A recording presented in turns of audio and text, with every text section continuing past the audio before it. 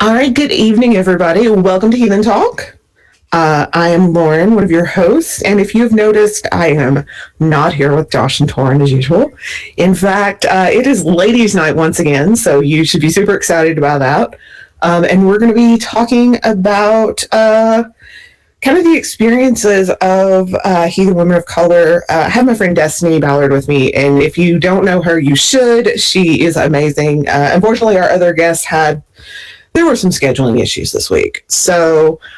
But we have a lot of great stuff coming up. I do want to remind you guys that if you want to get in on the Arlington Viking Festival last day, Josh is out there right now. He's going to call us here in about 5 minutes and let us know what it's like. But we were out there all day today talking about Heathen Talk, and Matt was doing all kinds of things out there with his blacksmithing. I lost that word for a minute. And Torin, we got to find out if you let Torin actually play with the blacksmithing tools or not. I don't know. I'm not sure I would. Torin and fire, I don't know.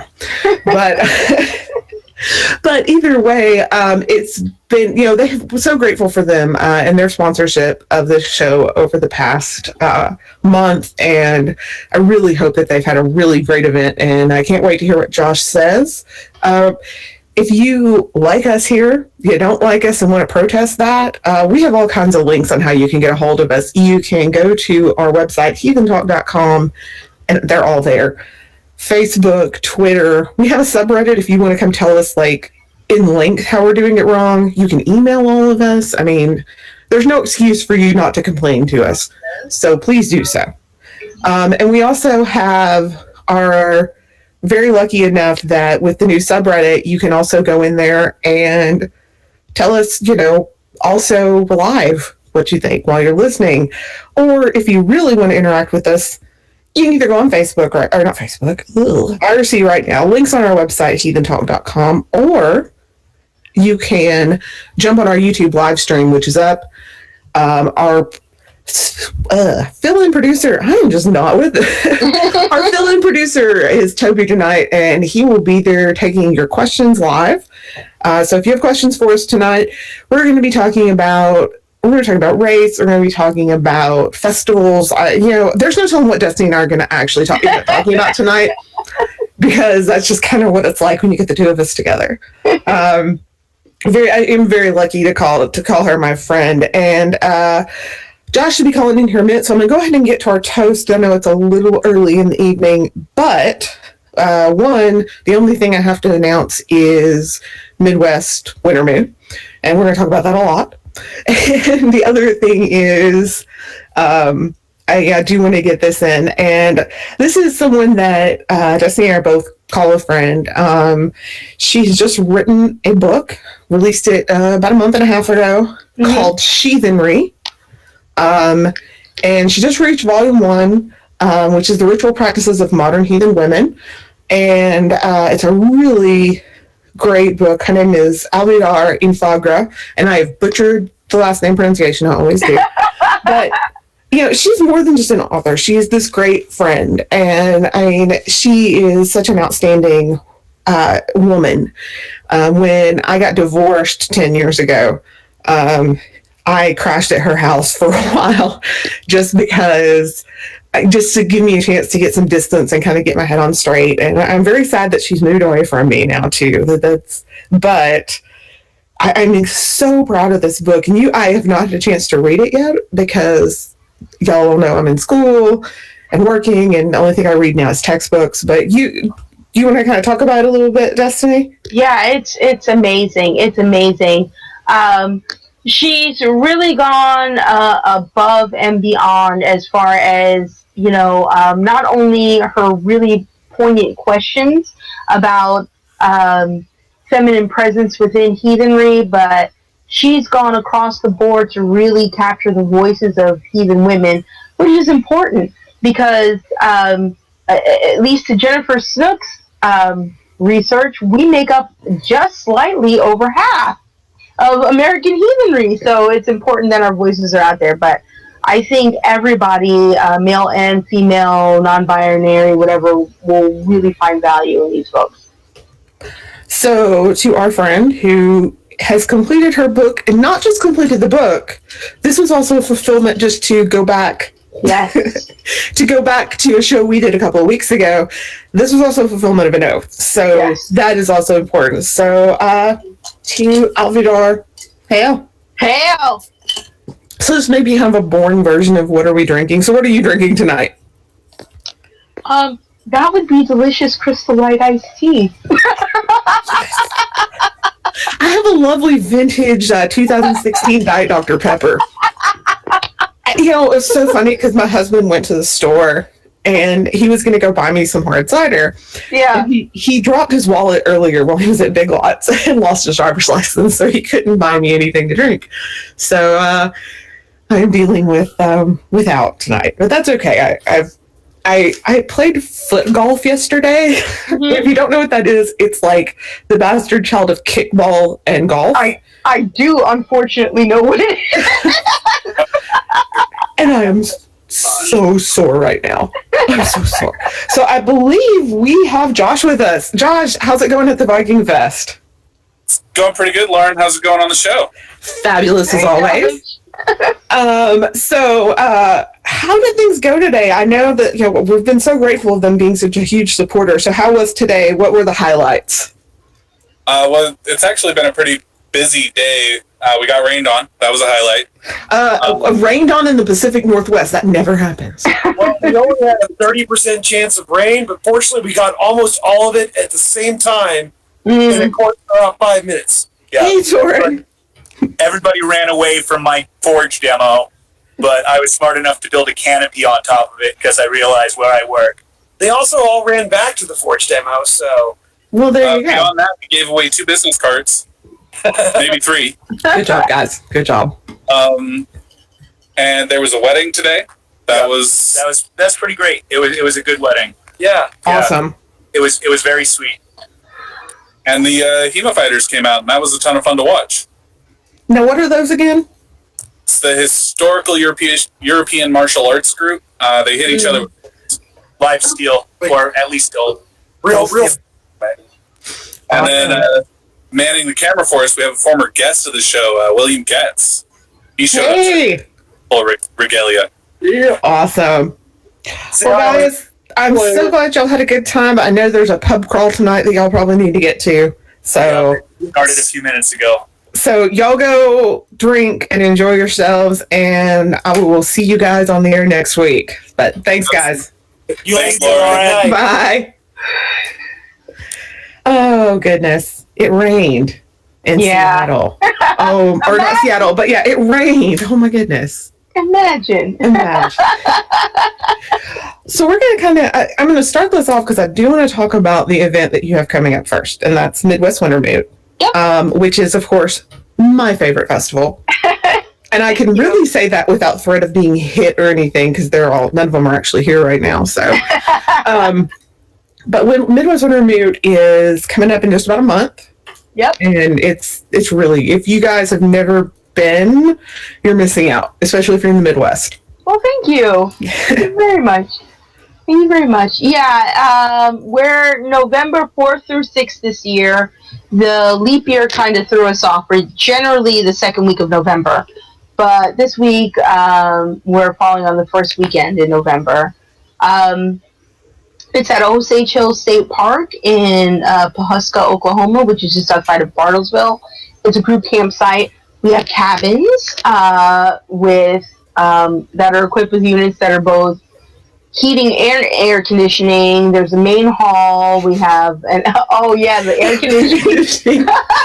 So last year we got there super late. I mean, I'm talking unreal, and it's dark, and we'd all been driving. I think James, one of the guys that's a friend of my kindred, had been up since like 5 a.m. and it's like 11 o'clock, and we go in the cabin, and for some reason, it's like 30 degrees outside. It was unreal. So we go in we turn on the heater, thinking, okay, we're going to turn on the heat, and then we're going to go to bed, and it'll warm up. We've all got sleeping bags. Right. We turned on the air conditioner. So we woke up the next morning to our cabin actually being 10 degrees cooler than it was outside. Oh. Leg cramps, Aaron. It was like our jeans were like super stiff, but fortunately, that was like wasn't that the first year they had those units in there? No, they've had those units in there. They've had them in there for a while, but they did some upgrades. But actually, you guys were not the only ones. So what we're doing this year when we go in is we're actually prepping, and we're going to go through we generally do like a walkthrough of the cabins anyway, just to make sure there's nothing weird and all that stuff. So we're just going to set them all to heat. That way, when you go in and you press it on, it'll be on. Yeah, that was an adventure. But I do, as far as facilities, this is one of the nicest I've been to, and I've been to a lot of them, mainly because it's one of the few places you can go where it's got like little like individual accessible showers, little rooms, and it I don't know, like I said, and then the food. Oh my God, the food. Oh, thanks.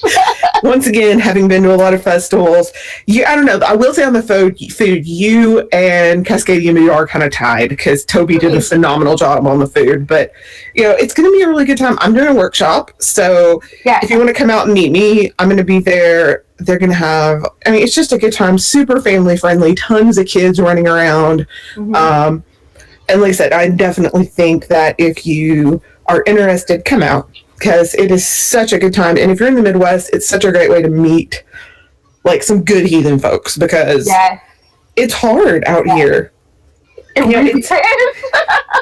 And even when you try to be super present online, like my kindred is and your kindred is, people still don't always make those connections. I had a guy say, I've been looking for 2 years for other heathens in Little Rock. And I'm like, well, we've been here the whole time. Yeah. So, yeah. It's definitely great. So we're going to kind of get into the conversation tonight involving race and heathenry. And I'm going to be honest here. I am someone with Swedish genetics that will beat down any other kind of genetic expression. So it didn't really matter what I have in my family tree. I look just about as German and Swedish as you're going to get. But I really want to have this conversation in light of kind of the national, I don't know, just the national discourse lately has been so brutal. And there's been this rise in people being more open with their racist beliefs. Oh, yes. They've definitely, I think what has happened is that an environment has been created specifically with this presidential race. Yes. Where,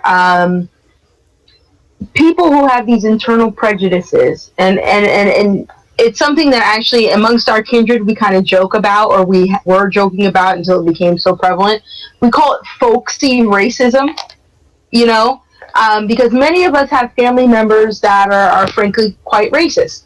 And so we go and we spend holidays with them and we spend time with them, and the stuff that comes out of their mouths is a little bit ridiculous. Now, then again, none of these people consider themselves racist. However, it's the I'm not racist, but right, very much so. I'm not racist, but, and also I don't like them, but you're the exception. That's what I get a lot. So this presidential election has created an environment where these sort of internalized prejudices and fears have been thrown out there, right. and given people permission to not only express them but express them vehemently, and they're doing so. And so it's created sort of a very strange environment, especially for our family. We moved to a very rural northeast corner of Oklahoma. And initially, this was a very wonderful and exciting move. It still is in many ways. There's a large Native American population here. But what's happening, especially with all of Trump's rhetoric, is that now there's this very serious anti-Black, anti-Mexican sentiment that's sort of permeating our town. And this is coming from both those that identify as white, and please, I mean those quotation marks, and natives, Native Americans as well. This weird sort of othering that's going on, but definitely there's a political climate that has made it permissible. And I think we've seen the same thing happen abroad with the whole Brexit situation. I have friends that have moved there and have lived there, and I have one woman who I've been friends with for over 20 years. She had to change from her regular work station to she now works remotely because of the amount of harassment that she was getting on the tube. Just traveling to work, it became intolerable after Brexit for her. Well, it's interesting you were talking about that. I have a lady that I work with who is, she and I have had this, because we had the football thing yesterday, we had to drive out into the country to go play. And so I rode with her and we were talking, and she is from Jordan.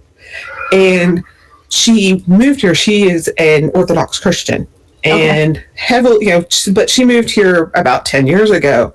And the amount of harassment she faces for being brown and being called, she gets called names and called, you need to go back to where you're from, Muslim and stuff. And she's like, but I was in, she should be going, I can't win. When I was there, I was a minority religion that was having issues. Now that I'm here, I'm not even a Muslim. I'm being blamed for it. But it really is interesting to watch that, or even people who are, I hate to use the phrase racially ambiguous, but people who could be, I've seen people who are Italian or just that are dark skinned get accused of being a lot of things. I had a short stint doing stand-up comedy, and one of the phrases I coined was ambiguously brown. And that was really about my experience out in the world, because being ambiguously brown and constantly facing the question of what am I, it always ended up in one or two courts. It was either somebody trying to suss out whether or not they needed to hate or dislike me, or it was somebody finding out if I fit into their fetishizing category. That was pretty much it. So let's. I kind of want to talk about how does that play in then, because you've been Heathen for longer than I have. Mm-hmm. I know you were involved when I got involved. I remember you from the old days of the old school Troth mailing list and all of that stuff. God, I went and old like our meat hall. Right. Just throw it back there. So when you first when you first got interested in what was ostensibly called Ossetry back then, it's kind of everything's evolving. What was initially being someone trying to get involved in what is considered by many to be and I'm using the quotation marks you're using, white religion, which you've heard, probably a lot of you have heard the rant that we go on here. The word white is kind of meaningless, but anyway, Josh wrote go to heathentalk.com and go read Josh's essay on that if you haven't, because it's phenomenal. What was it like at the beginning? I was terrified. And I think I've said this in previous interviews with you and just online in general. I came into this religion kicking and screaming. I was a longtime pagan. I had been pagan since I was 14 years old. I had tried the sort of ethnic religious route, and it didn't work for me. I found a place where I settled in, and then I used to attend a pagan gathering out east called Starwood.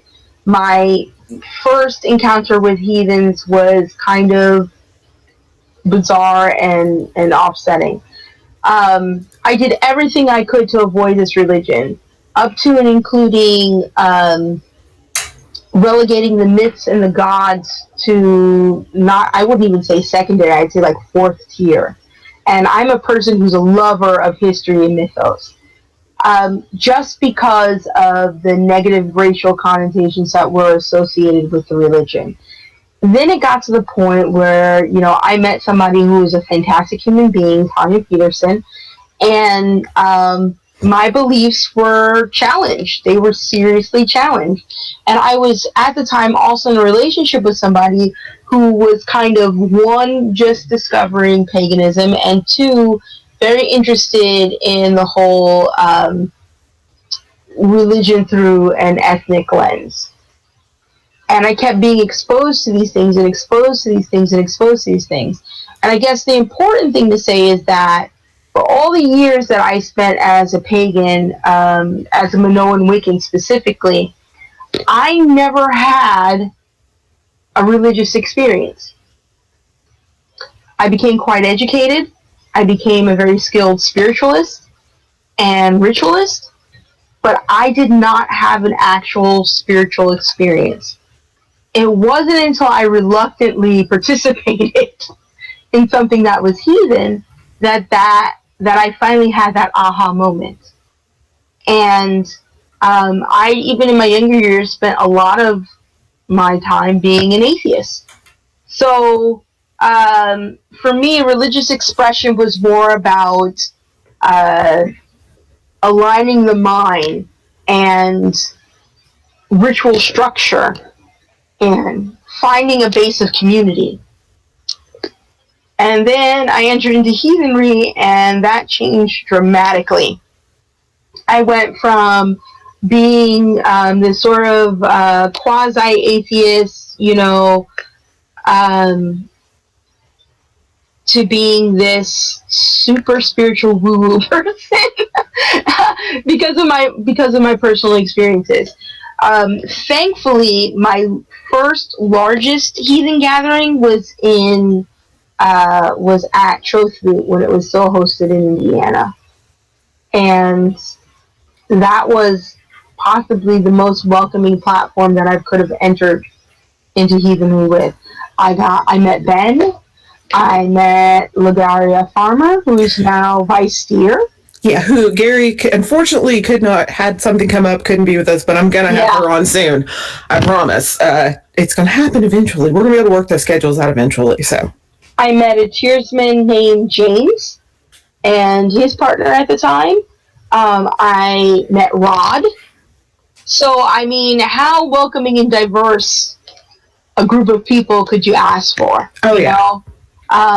So that was incredible and kind of helped me set aside, because at that time, by the time I had showed up at my first Trothmoot, I had been in almost a year of study with, the Heathen Study Group that Tani was coordinating and doing my own personal research and everything. But this was the first time that I was going to be live with heathens in a large public format. And it was incredibly welcoming and incredibly comforting. And I thought to myself, okay, if there's this organization that's been around for this long, because at that point when I went, the Troth had already been around for over a decade. So my thinking was, if there's this organization that's been able to sustain itself for this long with this diverse a membership base, there must be something to this, and really started to think and focus on the fact that, of course, it's the shitlords that get the show, as it were. You know what I mean? Yeah. So everything that I'm reading online and the experiences that I've had that were limited, that doesn't represent broader heathenry. So very slowly and patiently, I went into it. And thankfully, I had a fantastic community of people to kind of help me with that and keep me encouraged, so that I can be where I am today, and I'm sincerely grateful for that. I think that I kind of had very similar experiences, which in fact, the first heathen I ever met was Ben. Yeah. And, I'm grateful because, he's like family now at this point. Love the boy to death. But it definitely is a situation where you have to say, all right. Because, I've run into some, personally, and here I am, I'm a white girl. My ex-husband, though, was half Native. So we ran into some problems because we had a kindred here, and I'm not going to name them, but they were a couple hours north of us, who also ran a very active white supremacist group. Wow. And they would come into the witch shop trying to find other, also true at the time, and every time, bless Rowan's heart, I love that woman so much, she would say, I just don't know any. Right. I just don't think there's any here. Oh, Ben and I were so grateful for that. Once that woman figured out that girl's deal, she's like, I just don't know. I just don't know any, sorry. But awesome. So how long have you been heathen? If you don't mind dating yourself a little. 2002. Okay, so you actually aren't. I became heathen in 2003, so you're not terribly much. No. For some reason, it's always seemed like you were heathen. Like, always. I don't know why. I always thought you. Yeah. So we're about. I think, like everything, I entered into it intensely. So I take a long time to ruminate, but once I make the decision, I am full in. That's it. I'm full in. Because I started in 2002, but by the end of 2003, I was already studying and identifying as a Geethia. So if that explains sort of my trajectory. And you know what? You know what the true test of being a Gothia or Geethia is. Yeah, nobody laughs. Yeah. So and you've been, and that's also, I think, says something to the community that you kind of came up into. I mean, Tanya and Rod and all of them were, there was a force, but I do have to ask, because I kind of want to tie back around. Yeah. What was your experience like going to your first event that wasn't, where you didn't feel like, going to a Troth event? The Troth has the reputation for being very accepting, sometimes to its own detriment, sometimes not. It just depends. And back in the early 2000s, I would say that probably the population of membership was a lot more diverse than it was now. You had a lot of Theodsmen, you had the whole spectrum at that point. But what was it like when you went to your first non, Troth or non, basically your first event where you were, I guess it was a little more less guaranteed that people were going to be. Yeah, it was, frankly, it was terrifying. But just to sort of frame it in a way that I think people who are not perceived as a person of color in this country, that for me is not unusual. I go to corporate events and I go to social gatherings with the same fear. I don't know how I'm going to be received or perceived. So while it was scary and I didn't know what to expect, at the same time, at least in those situations, I had my family and my kindred behind me. In other corporate and social situations, it's me. I'm on my own. So in that aspect, at least with heathen gatherings and stuff, I had others there to support me and kind of hold me up. So I knew even if things went south rapidly, I was going to be making a safe exit, or I was going to have people sort of buffering me from whatever was going on. Because that's essentially my reality.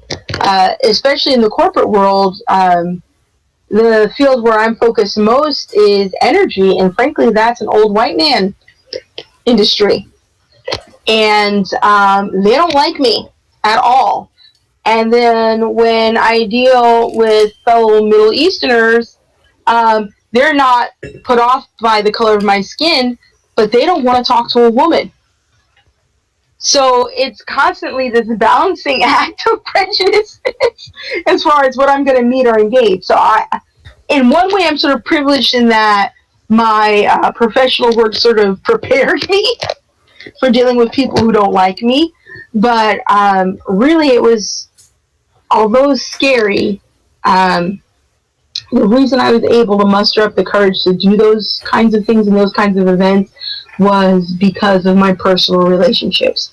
Because I had people who specifically said, no matter what goes down, I have your back. We will defend you. We will make sure that no matter what happens, you will get out mostly unscathed. And it was only because of that reason that I did it. I cannot imagine being a person of color who's an individual seeker walking into an ambiguous situation. I really can't. I can't. I'm sorry. I can't imagine it happening. So in that way, I was very fortunate, which is why I try very hard as one of the primary facilitators of Wintermoot to create a space that people feel safe in, so that independent seekers of any type or sexual orientation feel welcome there and don't feel like they have to worry about that kind of situation. And I think that's really important. I know with our meetups, we're pretty blazingly out front with my kindred. We are, I mean, we say it right there, big bold letters, and right. And it, have we had a few alt-right jackasses show up? Absolutely. Have they come back? Not really. Right. Us too. Us too. Now, I have to admit, one of these days, I kind of have this like mental image of somebody showing up to Wintermute, seeing you, and just turning around and noping out, and everyone just dying laughing because that. But that's the thing. That's the reality. That could well happen, and I think that's ridiculous. I think it's ridiculous too. But the good thing is that if it actually gets to the point where they show up and see me and leave, we already have a policy set on the website that at that point they don't get a refund. So at least we get to keep the money to use towards next year. Yeah. But yeah, I'm completely and utterly prepared for that. I spend my time in my life prepared for that. The last LATP that happened, I actually did the Frigobloat that happened right before Folk Stumble, and I'm sure, as has been widely publicized, the wolves were there, and they did nothing to interrupt my ritual. They did absolutely nothing to interrupt my ritual. They followed it with a ritual of their own, which has been quite controversial. But the thing is not what they did or didn't do. I also helped JBK with the facilitating of the land taking and the offering to the land vizier during that event. I was supposed to be joined by Colleen Hicks and Val Miller, but both, coming from so far north, were delayed. And so it fell to me to manage both rituals for that Friday, and I did it. And I did it at the behest of the hosting kindred. And one of the things, that got back to me was all of the ugly and incredibly nasty things that the wolves in particular had to say about me. About me being this mixture woman, or me being this brown Githia, or me dishonoring the folk way, as it were, or promoting a mythos. And the thing of it was that really upset me was not just them saying it, but them feeling comfortable saying it. That's what bothered me. This was an event that we had been a part of for a very long time and was very welcoming, and had seemingly had some policies on how people should behave and the tolerance of others, regardless of their root beliefs. But these individuals walked in having come with a minor presence the year before and then a major presence this year, and felt comfortable enough that somebody that the hosting kindred would invite to conduct or co-conduct two different rituals to completely disparage me, to say disgusting and nasty things openly to the rest of the attendees, on top of disrespecting the event in total. That was disgusting. And for me, that's what I fear most. It's been stated over and over again. It's not just that people do terrible things. It's the acceptance of terrible things by the wider community. That's when crap becomes dangerous, in my mind. It was not okay that they did those things. But more importantly, it was worse that people that I had considered my friends, and people that I had considered at least friendly acquaintances, were welcoming to that element. And it kind of very much unsettled me and my feeling of what my place was in the wider heathen community for a good long time, for a very good long time. And I will say that it does appear at this point in time that the wolves are no longer identifying as being a part of Asatru or heathen community. Yeah. So fortunately, at least that's not going to be an issue. Hopefully. But I know that, that's speaking with other festival organizers who have some of the same goals that you do. That's been a conversation. Mm-hmm. What do we do about these people who are trying to come in and intentionally be disruptive and try to promote specific agendas rather than trying to be kind of this? Here's the thing. I have a lot of heathen friends that if you want to put out their politics or whatever, we disagree on a lot. Right. I mean, everybody knows that I am the liberalist liberal who liberal. But you know what? I have heathen friends who are super conservative, and that's okay. That doesn't really faze me too much. I love getting into spirited debates about, but at the same time, when it comes to heathen stuff, we share very similar values of acceptance. We share very similar values of tribalism. And it bugs me that, because I don't want to push a political agenda on the show. What I want to my goal in having you on was just to kind of make people aware that, because I think a lot of us, I'll be honest, it's kind of a white privilege to not really know what's going on when it comes to these things. Yeah. My kindred, if you start talking about LGBT issues, I get really fired up about, because that directly affects my kindred.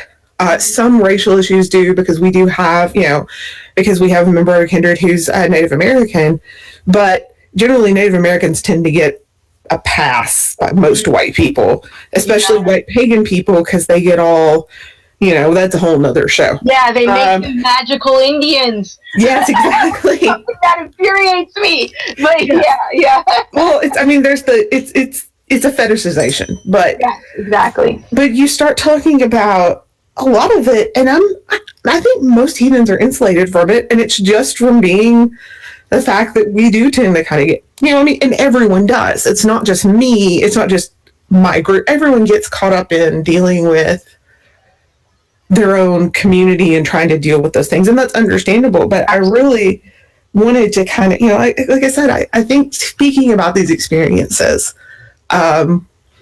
really is something that I'm hoping people will have some better thoughts on. So I'm going to ask, and what, other than of course what happened at Lightning Across the Plains, for those of you who don't know what that festival is, which used to be held in was it Kansas or Missouri? It was right there on the state line. It was in Kansas. It was at Camp Gaia, and I have to say I'm sad that it's gone. Even with how things develop, I'm heartbroken that it's gone, because I've never been in a gathering of that many heathens in one place ever. But what other experiences have you had, positive or negative, that have been directly aligned with the fact that you are, I love the ambiguously brown. Yeah, because you don't look like everyone. Let's be honest here. No, I don't. You don't look like everyone else. I don't.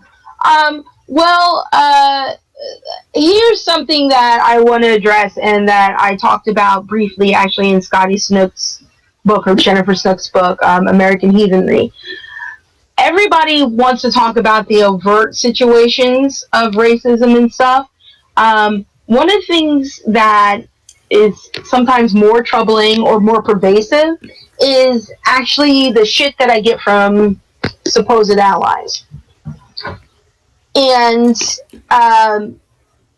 going to Trothmoot, like I said, was a very positive and wonderful experience.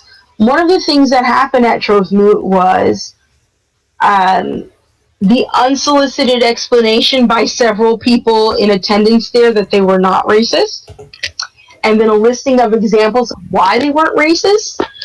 Basically, their relationships, either familiar or otherwise, specific education and research projects that they were doing to reassure me that they were not racist persons. The violation of my physical space, and this is something I deal with constantly, even to this day, people touching me without invitation, and specifically my hair.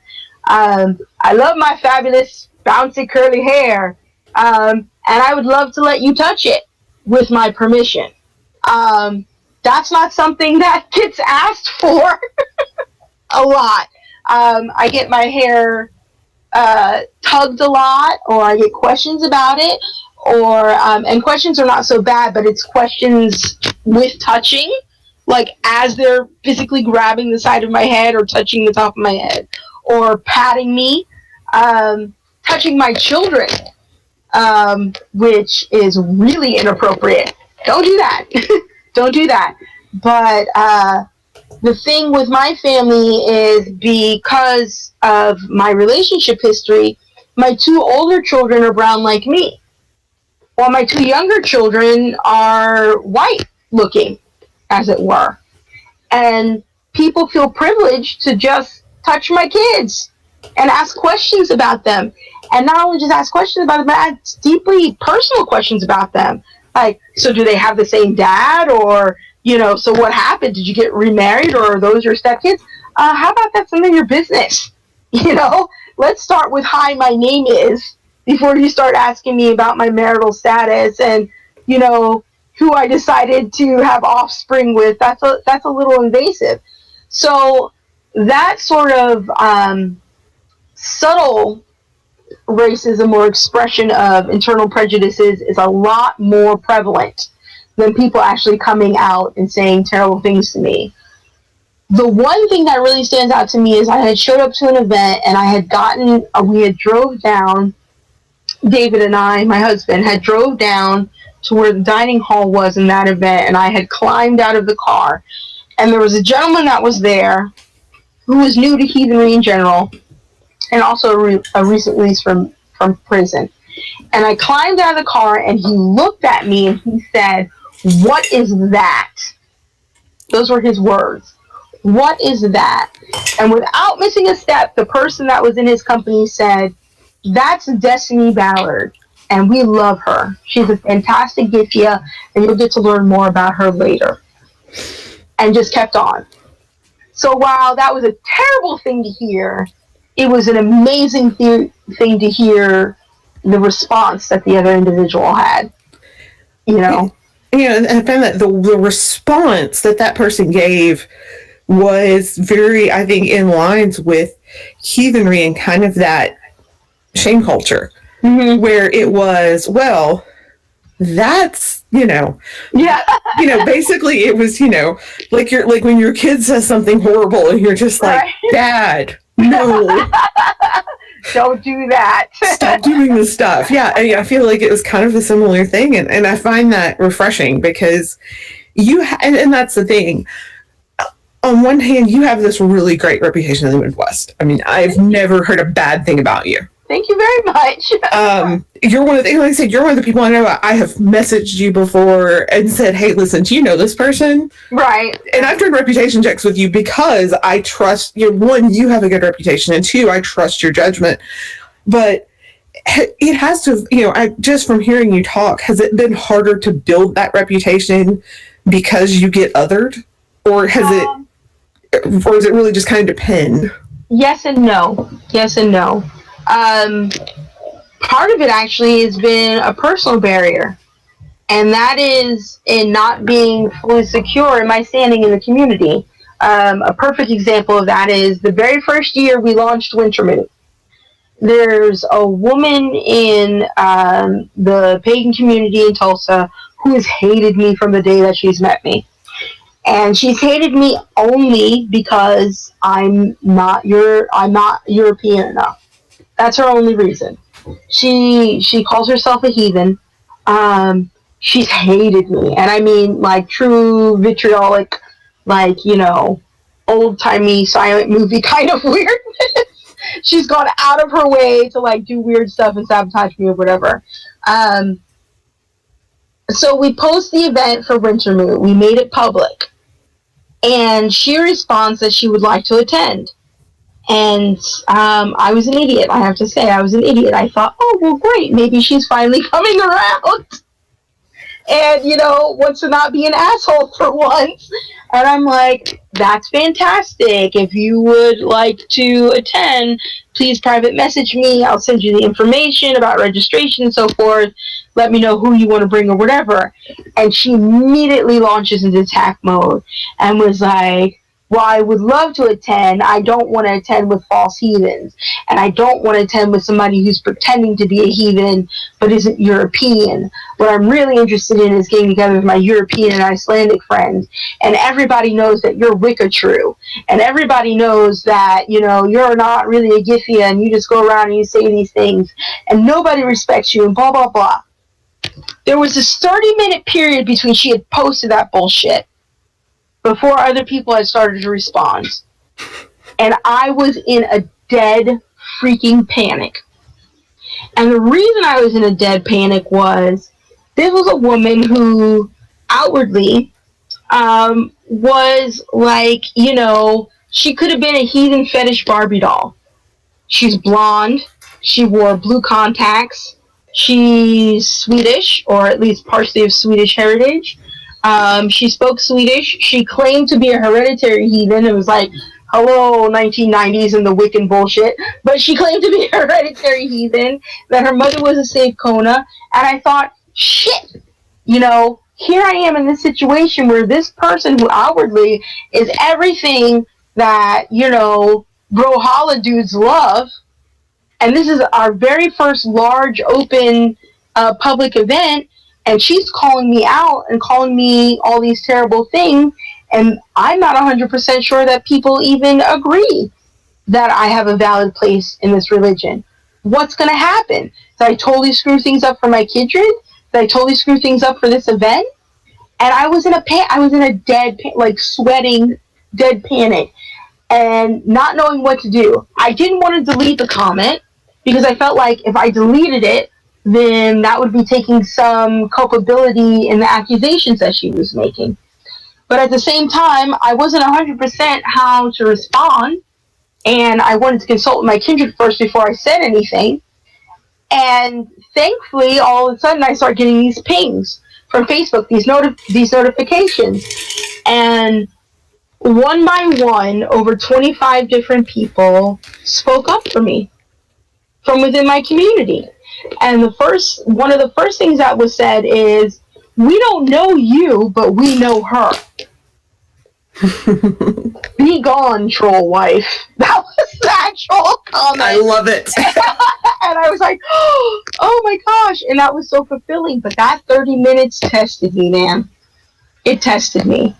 And it made me painfully aware of my status, not only internally, but in the wider heathen community, that sort of loose footing, where even though I think I've done enough with my words and my deeds, there's still that part of me that isn't 100% sure that the rest of my community is going to back me up, I can definitely understand that. And I imagine that's only, because I felt that way, and I'm not, I feel that way sometimes as a woman.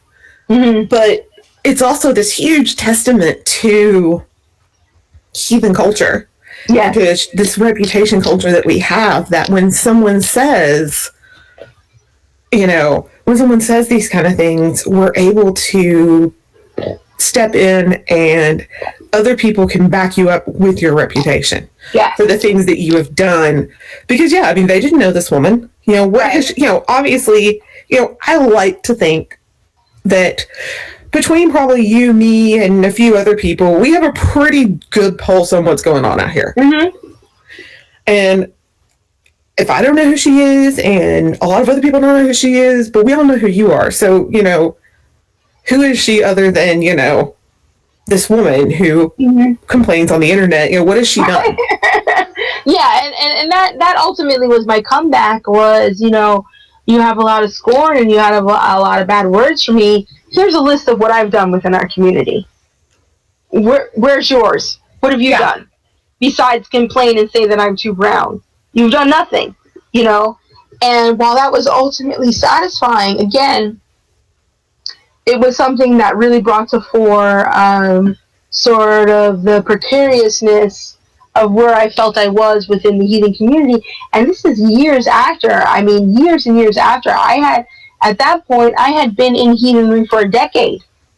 And so it was kind of unsettling to have that happen and then sweat it.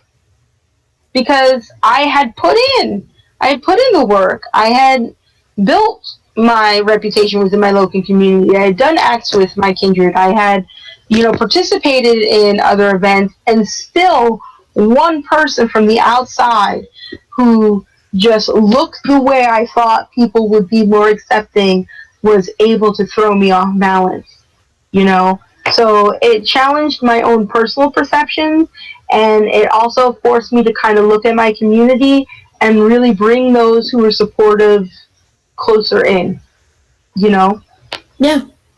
Mm-hmm. Now, and I have to ask, because I'll be honest with you, I don't know as much about what Oklahoma is like regarding racial politics compared to Arkansas. I know that we got the KKK like down the street here, and it's a little, it can be really intense here sometimes. But generally, has that been really like the only person you've had major issues with locally? No. It's been a racial thing now. No. It's totally because of your race, not because of your, other things. Yeah, no, like you calling out there, like you, because you'd never call out somebody's bullshit or anything. Yeah, no, never, no, not at all. What's interesting is I've had a lot of the microaggressions happen within the industry that I work in. I was literally told by my employer if I could make my hair less aggressive. I'm sorry, but that is like... Could I make it less aggressive? Because I had been promoted to a director position, and I was going to start attending C-level meetings, and they wanted me to make my hair less aggressive. Like, was it biting people? I'm confused here. I was not 100% certain, but they were very serious about it. Making my hair less aggressive. I would have found a Medusa wig and come in with that, but my first week here, coming from New York, I was told that I was very pretty for a colored girl. Yeah. No, I feel bad that I'm laughing. Totally fine to laugh. It's totally this moment of like, oh, wow, that really happened. Like what? Yeah. Yeah. And then not that week, but a couple weeks later, I had my first foray into the Oklahoma bars, and had a man pull me over and in all seriousness asked me that he had never been with a brown girl before and was super curious were my nipples brown or pink. And I was just like, it doesn't matter because you'll never see them. You're like, get me out of here. This can continue to be the mystery of your life. Yes. You'll never see that. And I'm sure you could go out to Nevada and pay for it, but oh, absolutely. Absolutely. But just other things and just how I'm perceived. Actually, one of the very sad things that happens is my youngest daughter, Anya, appears white. And she's got this dirty blonde hair and this very pale skin, and she goes to school, and she's beloved. And when we were in Tulsa, the first time I encountered it was, the teachers had set up parent-teacher conferences or whatever, and I showed up for parent-teacher conference, and the woman's reaction to my presence was very obviously one that she was super uncomfortable with me, didn't know how to deal with me. I was not the parent that she was expecting whatsoever. And then when she said some things about my daughter and I challenged her, she actually went behind my back and called Anya's father to tattle on me and say that I wasn't being cooperative because you know how they are. And she was trying to do what was best for Anya and was really concerned about her reading. And to his credit, he said, my daughter's reading and literacy is just fine. My ex-wife is an editor by trade. So if you have any questions about her ability, then let's discuss it with the principal. But other than that, if you have any concern, she's the primary caregiver, and that's who you talk to. Goodness, that kind of reminds me of the kind of, there's a kind of a story been circling the internet where this girl, like she was short with some guy on the internet, so somebody tattled to her boyfriend. Yeah. Like, you're not capable, that when people say, and especially added into that kind of racial element, it's like she was not just othering you, she was flat out calling you inferior. Yes, she was flat out calling me inferior. She didn't listen to me at all. What the actual problem was is that they have computerized reading tests. Anya would either score 3 times above grade level, or she would score in the 1 percentile. And the teacher decided to take that as an issue with Anya's literacy and cognitive abilities. I pointed out to her that it was probably a behavioral and attention issue. So it meant when she was super interested, she was engaged, and she was completing the work, she clearly had a comprehension. And when she wasn't, well, then she was kind of fucking off and just, pardon me, clicking stuff. And so maybe that's where we needed to address things. And she actually looked at me and said, "Ma'am, I just want you to understand that I have a master's in education, and my specialty is in literacy." And my response to her was, "Well, as fabulous as your reading rainbow is, we don't need it here. And I'm telling you, this is a behavioral and attention issue, and not a literacy and comprehension issue." And she said, "Well, clearly I can't speak to you, and you're not going to understand. Could you please sign this form saying that she's going to go in for extra tutoring and be put into this secondary program?" And I said, "No, I will not. I will not sign that, because I won't let you relegate her to something that is going to classify her by the school and other teachers as a person who's not able to keep up with reading comprehension. If it was absolutely a need, certainly, but if it wasn't, no thank you." And so she, as soon as I left, she called my ex-husband. She called on his father to tattle on me about how uncooperative and I was, and it was the most ridiculous thing one of the most ridiculous things I had ever experienced in my life.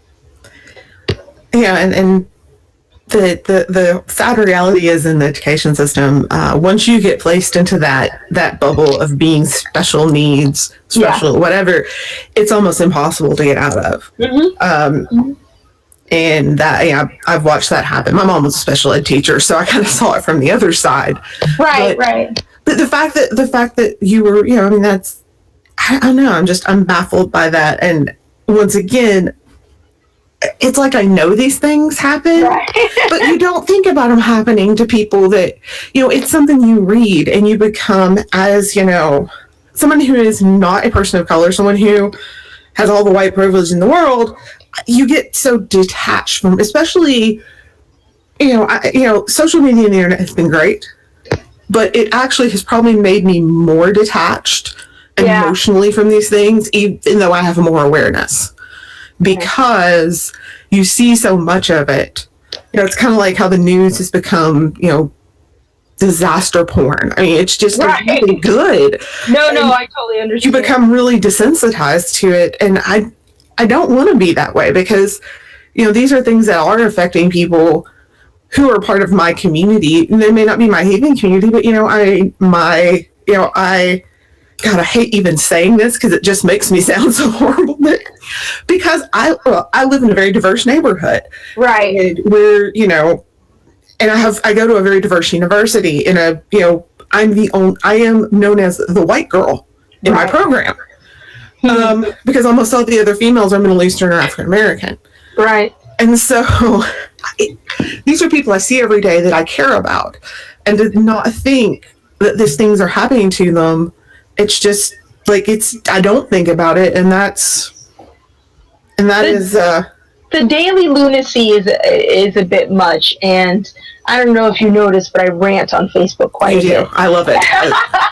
And it was actually a discussion I had with some of the friends at the gathering I was at just last week, and it was about a discussion that I had with my kindred too, about the frequency of these rants that are going on, and it's sort of like, you know you're screaming into the void, right? And I'm like, yeah, there's a part of me that knows that, and there's a part of me that I wish that my every post wasn't just me ranting and screaming and ranting and screaming. But what you don't understand is that this is my everyday, and this has been my everyday for 42 years. And so these things that you kind of take for granted, I don't get to take for granted. And my older children, I have to warn them and create safe spaces for them because of it. And so it's almost like a bludgeoning of of my friend community and other people. The reason I'm so aggressive, the reason I'm so outspoken, the reason I keep talking about it is because I'm hopeful that at some point somebody will look at that and something will click and they can finally freaking empathize. Because I think that's the key. If they could just empathize, you know. Another weird Oklahoma phenomenon, when I first moved here, I had been given a conditional offer because of how I had gotten my initial degree through New York City. I was missing a credit course that was required for the job. They took me on, but I had to take that credit course. It wasn't a problem. It was being paid for by the employer. It was a simple one-semester credit course that I had to take in child development at Tulsa Community College. I spent a half hour registering because when I showed up and I finally got up to the desk, the woman kept asking me for my GED. And instead of correcting her, I just said, I don't have one. And we went back and forth in this whole kind of who's on first situation about my GED. Why didn't I bring it? Didn't anybody tell me that I needed to have it? Blah, blah, blah, on and on and on, until finally, like a game show, somebody in the background raises their hand and is going, ooh, ooh, ooh, ooh, ooh. And she goes, you don't have one. You graduated from high school. And I literally touched my nose and went, ding, ding, ding. And the lady said, oh, so do you have transcripts? Yes, I do. Here they are. You know? But a half an hour. And that assumption is difficult, you know. That just, once again, something that, of course, you know, there's also the idiocy of higher education administration, but that's once again a whole other topic that I don't really feel like talking about because I've been dealing with it last week. Yay, college. So this is kind of a question that I personally have. I know a lot of people that are listening are probably thinking the same thing. I'm obviously not, you know, a heathen of color, but I'm very fortunate to call many of you my friends. How do we, as women, as not women, people who are heathens and are, you know, generally believe in good and fair and being nice people, what do we do? I mean, honestly, because I could give you my own guesses, but I'd rather ask. I would have to say my top two is listen and believe us.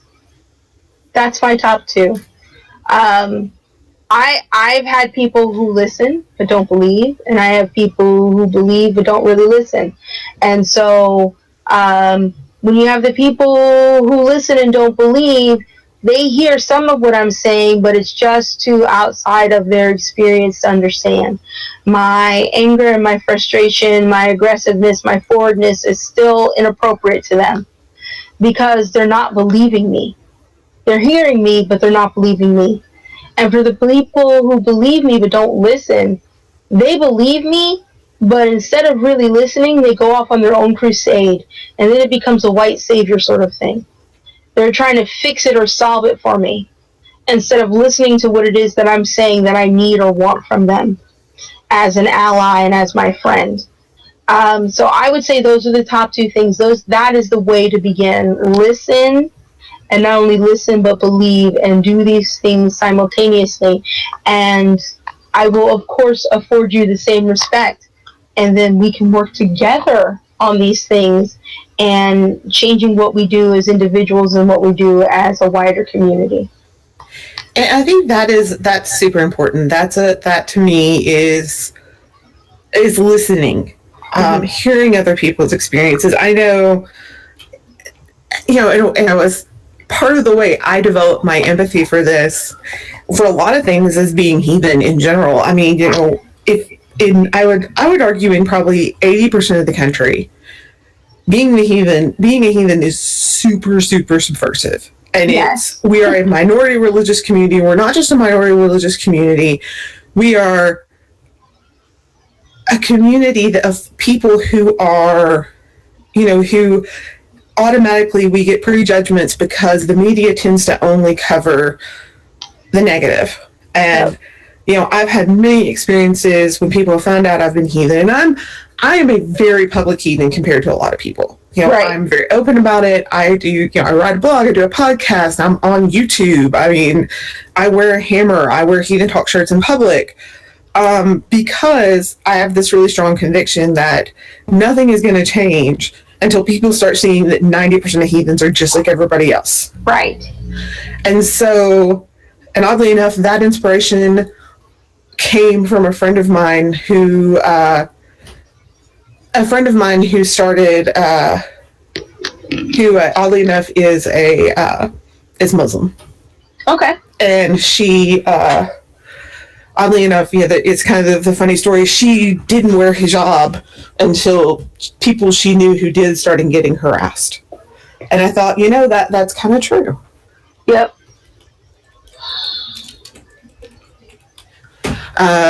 And so that definitely, to me, that's, I try to, all of us as heathens, we are a part, we get, I guess I'm trying to build this on an empathy platform, and I do fear that my words are going to, not quite convey what I want. Right. We are coming from a minority position, guys, as heathens. Yes. Yes. And because of that, some of the things that Destiny's talked about today should ring a bell. If you think about the people who, as pagans, as heathens, have had problems with people taking them seriously. I think I have a friend who's Wiccan, one of my close friends. Probably the reason that I ever got out of Christianity was because of being exposed to her a million years ago. Right. Is that, she's had people who treat her so horribly in her little podunk town because she's Wiccan. Mm-hmm. And I think, I'm lucky. I'm in a privileged position. I don't get a ton of crap about it. Most people are interested because they know I'm this pretty stand-up person. I'm normal, but at the same time, I think we've all had those experiences as heathens. Yes. And I'm hoping that if you're listening to this or you're watching this and you're like me, you're fairly stereotypical white bread middle American, you'll be able to empathize in the sense that, hey, what she's going through, similar things happen to me or could happen because, let's face it, unless you live in one of those few places that's super very accepting. And accepting. Yeah. And even then, even within pagan communities, we get shit. Mm-hmm. I'm not, we don't interact much with our local pagan community here because the idea of someone having a Reconstructionist method is offensive to so many of them. Right. So I'm hoping at least you guys will hear this and hear what she's saying and think about your own lives, think about your own kids, think about your own experiences and realize that this is still happening. I know a lot of us want to pretend that this is post-racial America, blah, blah, blah. I had an older person say to me the other day that they were mad because they voted for Obama, and why hadn't Obama gotten rid of racism? Wow. I am chalking that up to them being somewhat senile, but I voted for Obama twice. Why is there still racism? Right, wow. But the fact of the matter is, especially considering,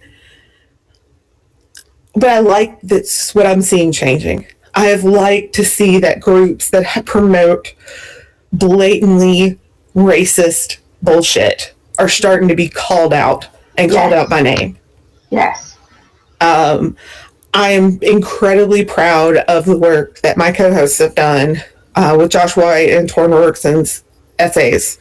As am I, and thank you. Thank you, both of you gentlemen. Thank you very, very much. It is refreshing, and it is supportive, and it is empowering to read that. from others in my community. It's been a real joy. And it's been, I think, important because it's I was thinking about this week because somebody at a work thing said something, and it's kind of one of those phrases that people use all the time and don't think of the racial connotations of it. Right. And I didn't say anything. Mm-hmm. And I was with two white guys.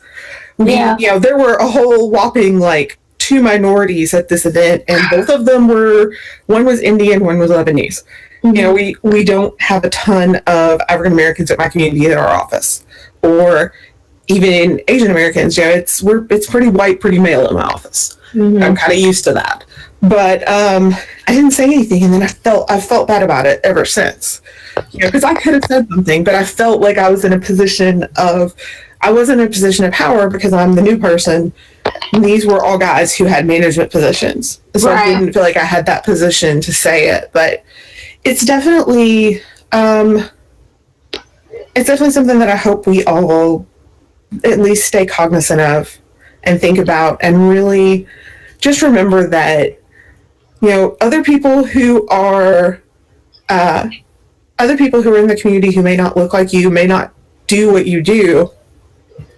I can disagree with you, and so long as you're not hurting someone else, I can be respectful. But I'm going to say this: if you're out there making it so that someone can't be heathen or can't express being heathen because of their color of their skin, you are doing it wrong. Yes. And quite frankly, you're wrong, and you're going to be shunned from the community, because that's what's starting to happen. Is people are starting to shun groups that say racist or sexist or even, stuff that's bigoted things towards a lot of different groups. And so, the historical evidence backs us up. Sorry. Yes, but, I do like the theory of why are Scandinavian women so pretty? Because Vikings traveled everywhere and only brought back the pretty ones. I hadn't heard that. Yeah. Because the Vikings went out, they went to all these different places, and they brought back only the pretty women.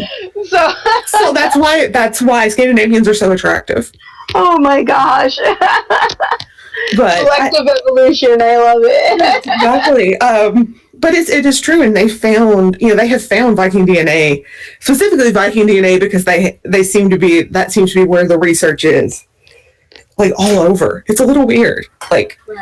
Pretty much everywhere we think they might have sailed, they did, and had sex with someone. So let's talk a little bit more about Midwest Winter Moot. Let's talk about what you guys have planned, and I'll give you, plenty of time to plug whatever. So what do you guys have? What's your? I know last year you guys had Jennifer Snook as your guest of honor, and she gave a really great talk. So what do we have planned for this year? This year we're kind of scaling it back just a little bit, only because we found that our Saturday schedule got a little bit crazy. So crazy that we had to push our main ritual to the next day because there just weren't enough hours in the day. So we will be running November 4th through 6th at Osage Hill State Park in Pawhuska, Oklahoma. The website is byfrostway.org, and that's where you can register. You can also find us at Bifrostway on Facebook. Varying rates for groups and so forth, but we're going to open with basic registration. We're going to do a land taking, and then we're going to have our traditional Friday night folk stumble. And then the next day, we're going to actually have a ritual honoring the Baytier, and then after breakfast. And then we'll be moving into your class, which is meditative luciding, and then lunch. And then we will be doing some games, Yarmswicker specifically. That is... I posted pictures on my review last year. It's on the website. That was the most fun I had the entire time, was just sitting there and watching people beat the crap out of each other with pillowcases of hay. It was great. Right. No, so we'll be doing that and maybe a couple other games. Then Martin Tidd of Earmansill Seed will be doing an honorary rite for those who have served in the military and have passed. And then we'll be moving into dinner. we'll have our formal high stumble, and then after that, we'll be gifting and honoring right for Aduna. And then Sunday will be breakfast, our auction, first round of cleanup, lunch, which will be beer rocks again, and some other options for the vegetarians and the non-gluten people. And then we'll be doing our second round of cleanup, and then we'll have a closing right at 2, and wish everybody well. So that's kind of what we've got lined up for this year. It sounds like it's going to be a really good time, and something that is, you guys have used that space for quite a while at this point, and you can tell when you step onto it, especially after they've done the land claiming, and that it's just, you can tell they've developed that relationship with the land, which is so important when you're having, when you're using it as a sacred space. I think it builds such a just builds this great relationship, and I think I was very impressed by that last year. Thank you. And the auction is going to be fun. Heathen Talk will be, we are going to be providing one of our most popular shirts, the bloat shirt. So if you want one, you want to bid, you want to be there for the auction, because that's going to be so much fun. So bring your money. Yes, bring your money. Let me tell you what, we're going to have another chest this year. Yes. Yes. Handmade, gorgeous chest. I can't remember how much that thing went for last year. It was a little ridiculous, but $175, I think. But Joe and Roy Ty will again be building and returning this chest, and it's probably worth twice that, at least. Okay. There's always some really beautiful jewelry. We'll have some copies of Ben, who hosts Java Mall. We'll have some of his books out there. Heathen Talk's going to have a booth at the event. I won't always be there, but we will have information about the podcast. You'll get to see my fancy new business cards. And I'm excited. You'll have vendors this year. Is it going to be pretty much the same as it was last year? Yarnsmitter unfortunately will not be vending this year. We will have we will have the ties. Our Kindred will have some stuff, and then after that, it's kind of up in the air. Again, just like registrations, we usually don't hear anything until right before, but there's plenty of space, So definitely, and vending is included in registration, so you don't have to pay extra. Vending is free. The only thing we ask is that anybody who's vending, please donate an item of their choice. There's no value limit to our auction for fundraising, and everything goes towards next year's event. So it's either filling the gap of the current event or going towards our registration and reservation for the following year. Yeah, and last year y'all raised enough to cover the reservation, didn't you? Yes. And that was awesome. Yes. And, and it's kind of fun. I mean, you're gonna get out there. It's just a great group of people, and I feel just incredibly lucky to have gotten to go last year. Really excited to go this year because, we're bringing a whole crowd from down here this year, so doubling our numbers. Yeah, I am too. And the food is good. They're really good with dietary stuff. You guys hear me complain a lot about my being gluten free, but I've didn't have a problem last year, and at least I'm so excited because it's such a.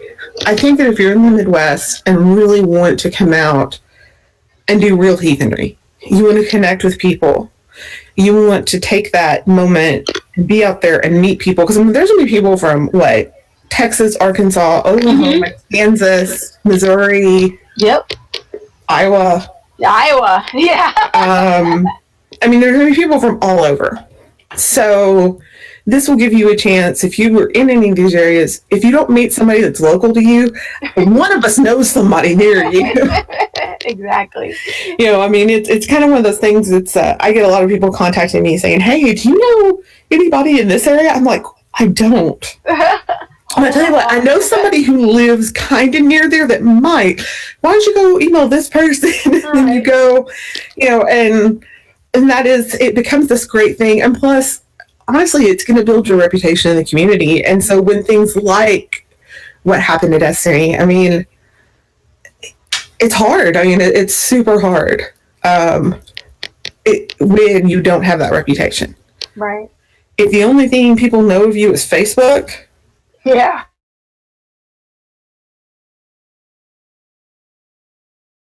I really rarely don't remember the people. Rarely is it's the people that I remember always tend to be the people who cause problems. Yeah. It's not just in general, just nobody I've met before, just somebody on Facebook.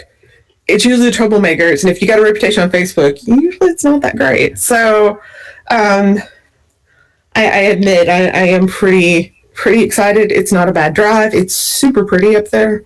Yeah, it's beautiful. And I'm just looking forward to the fact that it's not going to be 100 degrees. I was joking. Have your heater set. Yes. Well, I was joking on Facebook the other day that when the solstice passed, a lot of people call it winter finding, and I'm like, I'd love to find winter around here. It's like, it was 100 degrees that day, so it's going to be so nice to be able to just go out and not be super hot and be very, because like I said, I've been to a couple of summer events. We had a midsummer event, and even then it was just like, oh, it wasn't even that hot, and it was hot. I'm not built for this climate, guys. I'm just not. Yeah, no kidding. So do you have anything else going on up there you want to promote? Do you guys do a meetup? Do you guys do any other local stuff in the Tulsa area? Not currently. We're reserving our study groups and stuff for invite only. We are still doing a public midsummer, but that's a bit of a ways away. But yeah, we still try to do an open midsummer. Our goal has been to do at least 2 open park moots every summer. Basically, whenever the weather isn't too ridiculous, that's been our goal. But everything else, we've kind of gone a little bit more insular, and we're sticking to that 1 to 2 degree separation kind of rule that we're putting in place for Midwest winter moot as well. It's helped us stay a little bit more focused and to move forward in our studies and stuff like that without sort of that very bizarre outside element that we've attracted, because we've definitely had our share of Looney Tunes. That's every group though. Yeah. And we have that. We actually have a very similar policy. That we have, our study group is not necessarily only oath members, but it's definitely, we have to get to know you and make sure you're not cuckoo crazy before we let you come and hang out with us and do study group, because we do get kind of personal, and that's kind of the point. Yeah, gotcha. Exactly. We want intimate dealings with people, and we want real learning, and we want, we want to all gain something from the get together. Well, and I think it's important to building community. Yes. If you don't have, it's hard to build relationships when people are kind of constantly coming and going, and versus, having this core group of people that meet every week, and you get to know them and get to understand their lives. And I think that is so important to do. And, that is, have you seen that? As I know you are in contact with a lot of different people than I am, but I've noticed that's been a trend among many groups that have been gone more insular, I would say, over the past 3 or 4 years. Right. I think, what I've noticed within the Midwest community altogether is that groups have kind of stepped back from that sort of need to have this super large kind of gathering kind of thing, and have really become a little bit more insular, more focused on their Innigarth, more focused on the other tribes or kindreds or hearths that they have genuine relationships with as far as classes and events are concerned. And I think that kind of turn has actually been a real benefit to us, because then when we do get together in larger gatherings, we're all feeling a lot better, we're all feeling a lot more settled, we're all, I guess, more in our stride, as it were. So I think it's something that's definitely been a positive trend. And so I hope to see it continue. I agree. And that's kind of definitely, we did that. We just accepted our first new member in 10 years this year. So really? Wow. Yeah. So I understand. Believe me, we oathed our first new member and took our first new, fosterling, as we call them, thrall, whatever. Yeah, this year. So I understand. Well, it has been wonderful having you on, as always. You and we're going to end this a little bit early because, unlike, the rest of the people on the show, it's late for us. Gotcha. And I'm an old lady and I need to go to bed. So once again, thank you for being on with us. Midwest Winter Mood. Go to bifrostway.org. .org. Yeah, And, or you can just find me on Facebook, Destiny Ballard. Or you can go to Heathen Talk, and it's under our event section as well. Because, like I said, I like to help my friends. So, Awesome. So next week, everyone will be back, and I have no idea what we're talking about next week. Stuff, Heathen, I don't know. But you want to be here anyway, because it's always fun when Torrin and Josh are here. And with that, guys, I have to say the whole thing myself, because they're not here. It feels weird. But, just remember, you're doing it wrong. You're also not the boss of me, and everybody have a great week. Bye.